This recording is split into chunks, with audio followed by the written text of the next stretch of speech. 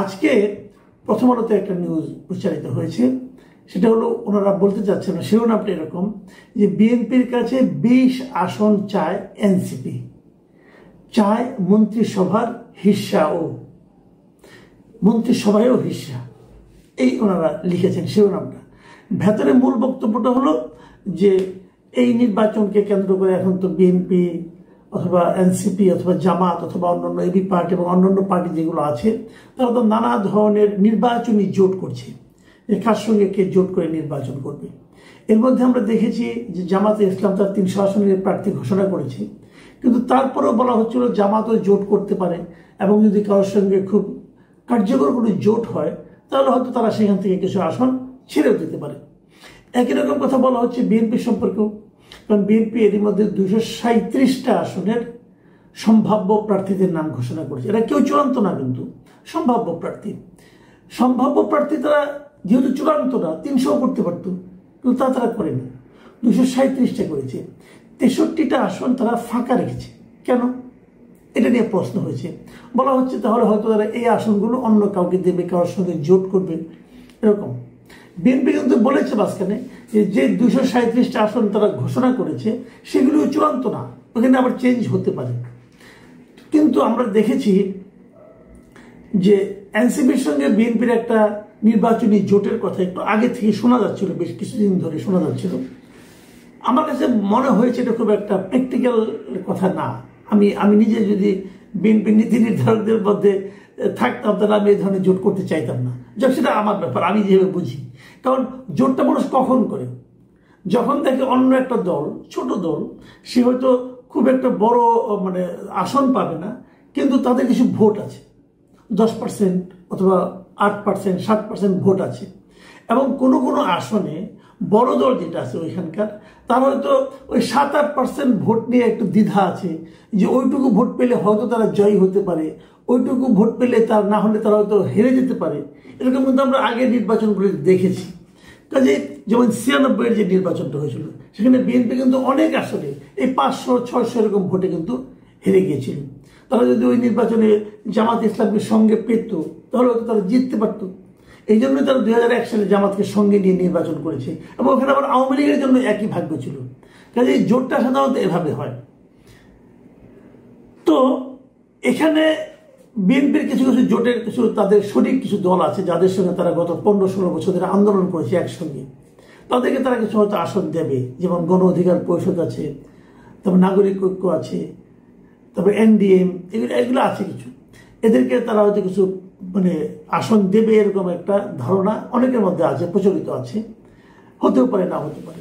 কিন্তু এনসিপির সঙ্গে তাদের এরকম একটা সম্পর্ক আছে এটা আমি কখনো শুনিনি, বরং আমি বিভিন্ন সময় দেখেছি এনসিপি বিএনপিকে তীব্র ভাষায় সমালোচনা করে, এনসিপি বিভিন্ন লিডাররা। এই কারণে আমার কাছে মনে হয়েছে যে বিএনপি আর যাই হোক এনসিপিকে সঙ্গে নেবে না।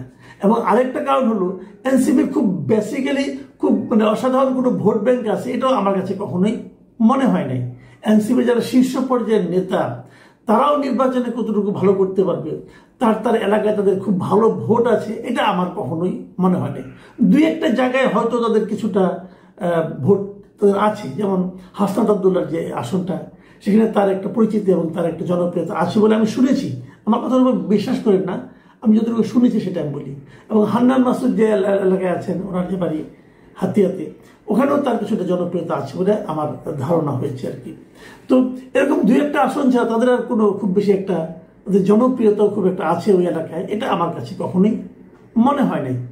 তাহলে তার সঙ্গে বিএনপি নির্বাচনী জোট করতে যাবে কেন? কি লাভ? 3টা পয়েন্ট। একটা হলো এর সঙ্গে জোট করলে আপনার ক্ষমতায় যাওয়াটা নিরঙ্কুশ হয়, দ্বিধাহীন হয়, সন্দেহমুক্ত হয়, এটা একটা। দ্বিতীয় কারণ হলো এখানে তাদের অনেক ভোট আছে, সেই ভোটগুলি তারা প্রায় জয় হয়েই যাবে হয়তোবা, তাহলে তাকে একটু আমরা হেল্প করি, এইটা একটা। আরেকটা হতে পারে এই দলের সঙ্গে আমার নীতিগত অনেক মিল আছে, বিভিন্ন সময়ে আমাকে তারা মরাল সাপোর্ট দিয়েছে, অতএব তার সঙ্গে আমি জোট করব। যেটা নাকি এই যে মাহমুদুর রহমান মান্নার দল অথবা নুরুল হক নূরের দল অথবা জুনায়েদ সাকির দল, এগুলির সঙ্গে তার কিন্তু একটা এই ধরনের ঐক্য আছে, যে তাদেরকে মরাল সাপোর্ট তারা বিভিন্ন সময় দিয়েছে। কিন্তু এই সাপোর্ট তারা তো এনসিপির কাছ থেকে পায়নি, তাহলে তারা এনসিপির সঙ্গে জোট করবে কেন? তাও আবার 20টা আসন দিয়ে। ভাবেন, কেবল 20টা আসনই না, কিছু কিছু ক্ষেত্রে তারা মন্ত্রিত্ব চাচ্ছে, তারা মিনিমাম 3টা মন্ত্রিত্ব চাচ্ছে। এই নিউজটাতে এই কথা বলা হয়েছে। 3টা মন্ত্রিত্ব মানে বোঝাই যাচ্ছে যে মাহফুজ আলম আছে একজন, তারপরে আপনার আসিফ মাহমুদ, সজীব ভুঁইয়া এবং নাহিদ ইসলাম যেহেতু আগে মন্ত্রিসভা ছিল, মানে উপদেষ্টা পরিষদে ছিল, হয়তো তাকেও নেওয়ার কথা ভাবা হচ্ছে। তো এই ধরনের একটা, তো এই যে রিপোর্টটা, আমি রিপোর্টটা মানে মোটামুটি মন দিয়ে পড়লাম, আমি কোথাও এখানে দেখলাম না তো ওনারা এটা কার সঙ্গে কথা বলে এই রিপোর্টটা করেছে। উনি বলেছে যে উভয় দলের সূত্র, বলছে উভয় দলের সূত্রের সঙ্গে তারা আলাপ করেছে, এবং উভয় দলের সূত্রটা কে তা কিন্তু তারা ক্লিয়ার করেনি। তারা বলছে যে এনসিপির নীতি নির্ধারণী পর্যায়ের 4 জন নেতার সঙ্গে এই বিষয়ে আলাপ হয়েছে, এবং এই বিষয়ে ওয়াকিবহাল বিএনপির একাধিক নেতার সঙ্গে কথা হয়েছে প্রথম আলোর। তার মানে এনসিপির 4 জন লিডার এবং বিএনপির একাধিক নেতার সঙ্গে তারা আলাপ করছে, এবং সেই আলাপে তারা এই সিদ্ধান্তে পৌঁছে যাবে, রিপোর্টটা করেছে যে তারা এনসিপি 20টা, বিএনপি কাছ থেকে 20টা আসন চায়, যে আমাদের ঢাকার থেকে হবে 4 জন, এবং তাদেরকে কমপক্ষে 3টা মন্ত্রিত্ব দিতে হবে, কারণ তা না হলে তারা নির্বাচনের পর তাদের তো একজনের সেফটি লাগবে, সেই সেফ গার্ড হিসেবে তারা সেটাও চায়। এবং এখানে রিপোর্টে আরো বলা হয়েছে যে তারা জামাতের সঙ্গে যেতে আগ্রহী না, কারণ তারা দক্ষিণপন্থী, চরম দক্ষিণপন্থী দল হিসেবে নিজেদেরকে পরিচয় দিতে চায় না। তারা চায় তারা মধ্যপন্থা দল, এবং বিএনপি যেহেতু মধ্যপন্থা দল, অতএব তাদের সঙ্গে আতাত করলে, জোট করলে তাদের জন্য বেশ মানে সুখকর হবে। মূলত এই কথা। এইখানে একটা ইঙ্গিত আছে যে কেন তারা এই রিপোর্টটা মানুষের কাছে বিশ্বাসযোগ্য করে তোলার জন্য একটা কথা বলা হয়েছে। সেই কথাটা কি, যে নির্বাচনী জোট এবং সমঝোতা নিয়ে এই মাসের 2 তারিখে, মানে নভেম্বরের 2 তারিখে এক সংবাদ সম্মেলনে এনসিপির আহ্বায়ক নাহিদ ইসলাম বলেছিলেন যে আমাদের মৌলিক দাবিগুলোর সঙ্গে যারা কাছাকাছি আছে এরকম দলের সঙ্গে আমাদের যদি ঐক্যবদ্ধ হতে হয় বা কোনো ধরনের সমঝোতায় যেতে হয়, তাহলে সেটা আমরা বিবেচনায় রাখবো। এই যে কথাটা 2 তারিখে বলেছেন, আমার ধারণা এই রিপোর্টার সাহেব এইটাকে কেন্দ্র করে তার চিন্তার কল্পনার পাখাগুলি মেলেছেন, আমার ধারণা। আর আমি কল্পনার কথাটা বললাম কেন সেটা আমি বলছি একটু পরে। সেটা হলো গিয়ে, হয়তো অনেকে আপনারা বলতে পারেন যে এই জোটের কথা তারা যে বলছে, প্রায় সকল আসনেই তো বিএনপি মনোনয়ন দিয়ে দিয়েছে তাদের, যেমন হাসনাত আব্দুল্লাহর আসন, অথবা আপনার হান্নান মাসুদের আসন, অথবা নাসিরউদ্দিন পাটোয়ারির আসন, এগুলি সবগুলি তো তারা দিয়ে দিয়েছে। তাহলে এখন কি হবে? এই রিপোর্টে এমনও বলা হয়েছে দেওয়া হলেও পরে সেগুলো আবার উল্টো করা হতে পারে, এই ধরনের একটা সম্ভাবনার কথা বলা হয়েছে। পুরো রিপোর্টে মাত্র 1 জন লোককে কোট করা হয়েছে, শেষে দিয়ে সেটা পাবেন আপনারা। সেখানে হলো এনসিপির যুগ্ম আহ্বায়ক মনিরা শারমিনকে এই রিপোর্টার ধরতে পেয়েছেন, এবং তিনি প্রথম আলোকে বলেছেন যে এই মুহূর্তে নির্বাচনী জোট নিয়ে তারা কোনো চিন্তা ভাবনা করছেন না, স্ট্রেট কথা কিন্তু। তাহলে পুরো রিপোর্টটা তো ওনার যে স্পেকুলেশন তা কিন্তু মনিরা শারমিন কিন্তু নাই করে দিল। ইন্টারেস্টিং হলো, এই রিপোর্টটা প্রকাশিত হওয়ার পর আমি বেশ কয়েকটা পত্রিকায় এই ধরনের নিউজ দেখলাম। তার মধ্যে যেমন দৈনিক কালবেলা তারা এই নিউজটা করেছে, একই জিনিস আমি সেটাও পড়ে দেখেছি, মোটামুটি একই ধরনের কথা। মানে প্রথম আলোতে যা লিখেছে ওইটাই মোটামুটি বলা যায় যে রিপ্রোডাকশন তারা করেছে। এবং আজকের পত্রিকা এবং কালের কণ্ঠ তারাও এই নিউজটা করেছিল, কিন্তু আমি অনলাইনে যে এটা খুঁজে পেলাম না। তাদের কিন্তু গুগলে সার্চ করে পাবেন, তারা নিউজটা দিয়েছিল, পরে বোধহয় উঠিয়ে নিয়েছে, এর সত্যতা প্রমাণ করতে পারেনি। এখন এই 2 পত্রিকায় নিউজটা উঠিয়ে নেওয়ার কারণে আমার কাছে প্রথম আলো রিপোর্টের সত্যতা নিয়ে আসলে একটু সন্দেহ তৈরি হয়েছে। এই ব্যাপারে এনসিপির রিয়াকশন কি? এনসিপি কিন্তু একটা বিবৃতি দিয়েছে, এবং তারা বিবৃতি দিয়ে বলেছে এ ধরনের কোন রকম মন্ত্রিসভার আসন কিংবা মন্ত্রিসভার পদ তারা চায়নি। এই সংবাদটা পুরোপুরি বিভ্রান্তিকর, এবং বিভ্রান্তিকর এই বিবৃতিটা, এই প্রতিবাদ, এটা আপনার ওনাদের যে বিবৃতি, অফিসিয়াল বিবৃতি, এটা একাধিক মিডিয়াতে প্রচারিত হয়েছে।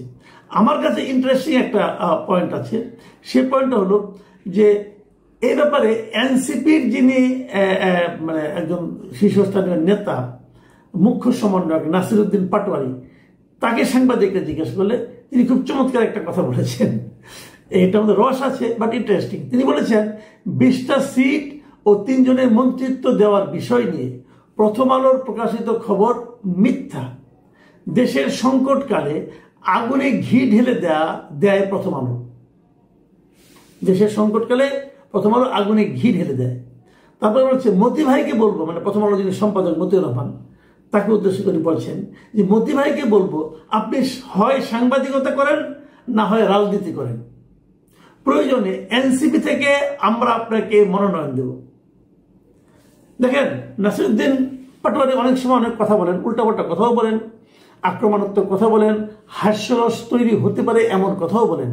কিন্তু ওনার এবারে যে কথাটা, এই কথাটাকে কিন্তু আমি খুব সিরিয়াসলি নিয়েছি এই কারণে উনি কিন্তু মতিউর রহমানের মতো একজন সাংবাদিককে রসিকতার ছলে বলেছেন যে একজন সম্পাদক হিসাবে আপনার করণীয়টা কি।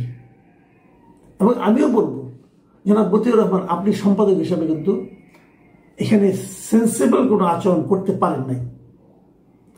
আপনার রিপোর্ট ছাপা হয়েছে আপনার পত্রিকায়, কিন্তু ওই রিপোর্টটা পড়ে কোনো পাঠক কিন্তু সন্তুষ্ট হতে পারবে না। এটা আমার কাছে একটা গসিপ নিউজ মনে হয়েছে। হয়তো আপনারা 4 জন এনসিপি লিডারের সঙ্গে আলাপ করেছেন, তাদেরকে কোর্ট করেন, পারবেন?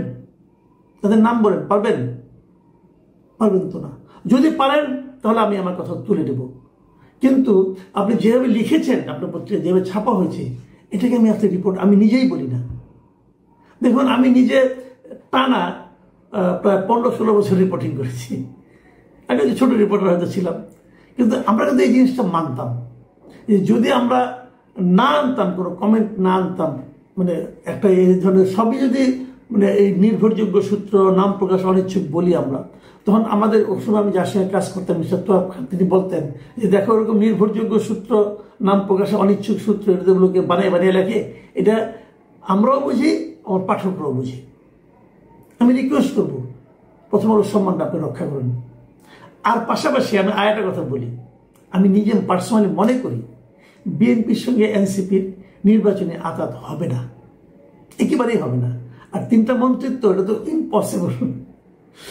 আর যদিও আঘাত হয়, যারা বিএনপির সঙ্গে আঘাত করবে তারা এরই মধ্যে কিন্তু বেশ আতঙ্কে আছেন এই কারণে যে আঘাত করলে পরে নির্বাচনী জোট করলেন, সেখানে বিএনপি তার কোনো প্রার্থী দিলেন না, কারণ না দিলে পরে কি হবে, উনি দাঁড়াবেন। কিন্তু তাতে কি বিএনপি যারা সমর্থক অথবা বিএনপি যারা নেতা, তারা কি বসে থাকবে নাকি? তারা দেখবে স্বতন্ত্র দাঁড়িয়ে গেছে।